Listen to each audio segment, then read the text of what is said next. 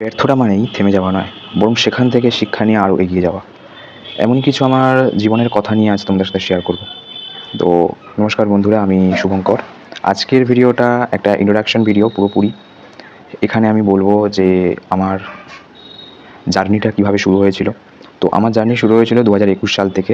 West Bengal police কনস্টেবলের exam আমি জন্য প্রিপারেশন করছিলাম। তো তখন কলেজের পাশাপাশি আমি প্রিপারেশন শুরু করেছিলাম, অতটা ভালো করে তাই পড়াশোনা করতাম না। তো কোথা থেকে কী পড়বো, কীভাবে পড়বো অতটা বুঝতামও না। তারপর দু একটা বাজার চলতি বই কিনে পড়া শুরু করলাম, আর সাথে মাঠে দৌড়ানো প্র্যাকটিস শুরু করলাম। তো 2020 থেকে 21 পর্যন্ত পুরো একটা করোনা রেস ছিল, তোমরা সবাই জানো এটা। তো করোনার জন্য এক্সামটা সেই বছর অনেকটা দেরিতে হয়েছিল, কিন্তু তাও পড়তাম অনেকটা টাইম। এমন একটা টাইম হয়েছিল যখন আমি কলেজের এক্সাম পর্যন্ত দিতে চাইনি। তো সেই টাইমে আমি আইটিআইও ভর্তি হয়েছিলাম। তো যাই হোক, আইটিআইটাও করা হয়ে ওঠেনি শেষ পর্যন্ত, সেটা আরেকদিন নয় বলবো। তো আজকের যে বিষয়ে বলছি আমি, তো সাথে সাথে আমি মাঠও তৈরি করছিলাম ভালোই। কিন্তু দুর্ভাগ্যজনিত কী হলো না, আমি হাইটে 0.6 সেন্টিমিটারের জন্য বাদ চলে গেলাম। কিন্তু আমি অনেকটা এফোর্ট দিয়েছিলাম, এটা বলবো না যে আমি এফোর্ট দিইনি, ঠিক আছে। কিন্তু তারপর থেকে মনটা অনেকটা ভেঙে গিয়েছিল পুরো। তারপর ভাবলাম না, নিশ্চয়ই ভালো কিছু আছে। তো ঠিক আছে, আবার শুরু করে দিলাম। তো বিনা প্রিপারেশনে আমি 2022-এ আরও একটা এক্সামে বসেছিলাম, গ্রেডের গ্রুপ বি এক্সামে। ওটার ফর্ম ফিল আপ 2019-এ করে নিয়েছিলাম। সেকেন্ড চাকরি এক্সাম আমার লাইফে। তো সেটাতে 3 নম্বরের জন্য পাস করতে আমি পারিনি, ঠিক আছে। তারপর আমি ভাবলাম না, এভাবে পড়লে তো হবে না, আমি একটা অনলাইনে ব্যাচ নিই। তো আমি একটা অনলাইনে ব্যাচ নিলাম এবং আমি ভাবলাম যে আমি সিজিএলের জন্য পড়বো। তো সিজিএলের জন্য পড়া শুরু করলাম।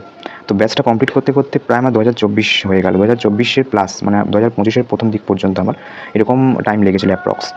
আর এর মধ্যে আমি কিন্তু 2022-এ সিজিএল এক্সাম দিয়েছি, বাট আশা আমি রাখতে পারলাম না। তারপর 2023-এ সিজিএল দিয়েছি, এমটিএস দিয়েছিলাম, হ্যাঁ, এক্সাম এগুলো আমি দিয়েছিলাম। কিন্তু এগুলো অ্যাকচুয়ালি না, সব ব্যর্থ হয়ে গেল, একের পর এক ব্যর্থতা আসছে। তো এতগুলো ব্যর্থতা একসঙ্গে একটা মনের উপর খুব নেগেটিভ প্রভাব ফেলছে যে আমি পারবো, আদৌ কি আমি এই লাইনে কিছু করতে পারবো। অ্যাকচুয়ালি এগুলো সবারই হয় যারা এই লাইনে থাকে। তো ব্যাচটা কমপ্লিট করে আমি এবার প্রথম এনটিপিসি এক্সাম দিলাম 2025-এ। বাট জিকের জন্যে পাস হলো না এটা। এখন হয়তো ভাবছো তোমরা যে আমি কি তাহলে পড়াশোনা করি না, আমি কি করি তাহলে, পড়াশোনা কি করি না? নিশ্চয়ই পড়াশোনা করি, পড়াশোনা কেন করবো না? কিন্তু তাহলে ফেল হওয়ার কারণটা কি? অ্যাকচুয়ালি আমি সবসময় কিন্তু পড়ি, ঠিক আছে।